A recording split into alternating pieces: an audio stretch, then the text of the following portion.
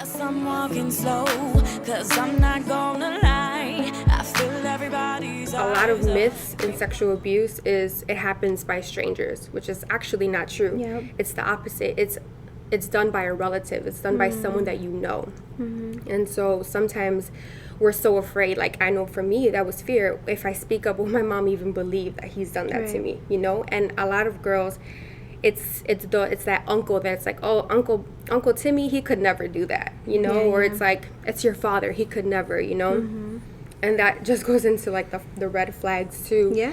that we have to speak about, because we can't just dismiss just because Uncle Timmy is so close to you. We can't just dismiss him out of the picture. We have to be aware of these things. And so, I went on a tangent, sorry. But, No, that was good. but yeah, That it was sexual really abuse good. from 9 to 15. So thankfully, with the Lord saving me, the Holy Spirit just being bold enough to speak up, and thankfully grateful that my mom believed me, did kick him out the house, and we did file a police report against it. But that brought so much insecurity Yeah. for me. It brought, just the devil bringing in these lies of feeling unworthy, dirty, all these thoughts, right, that I went through as a little. I mean, high school was already hard enough on these girls, and then with these, things coming at them at home, the devil just uses it as a foothold to just completely drag them down and drag their identity back, That's so good.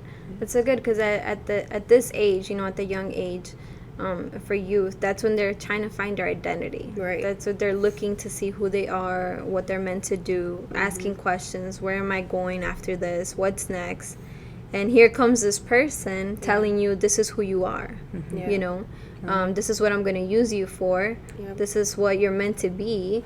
And so it puts a stop to now thinking, I guess this is what I am. I guess this is what I was meant to do. And there's just, you become, afraid.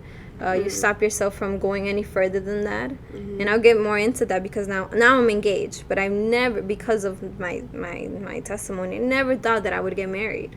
Because that was it. That was it for me. Things happened in my past. Nobody's going to love me. Nobody's going to want to be with me. I've been through all these things. It stops you from now growing because they already told you who you are, and it puts you down, and it's the worst, especially for a young age. I think I can connect with what you're saying about being told that you're garbage, and I went through that, the psychological abuse from my mother, and she had a psychological disorder herself, so she treated me out of that. And the thing is, you get used to hearing these lies and hearing these attacks.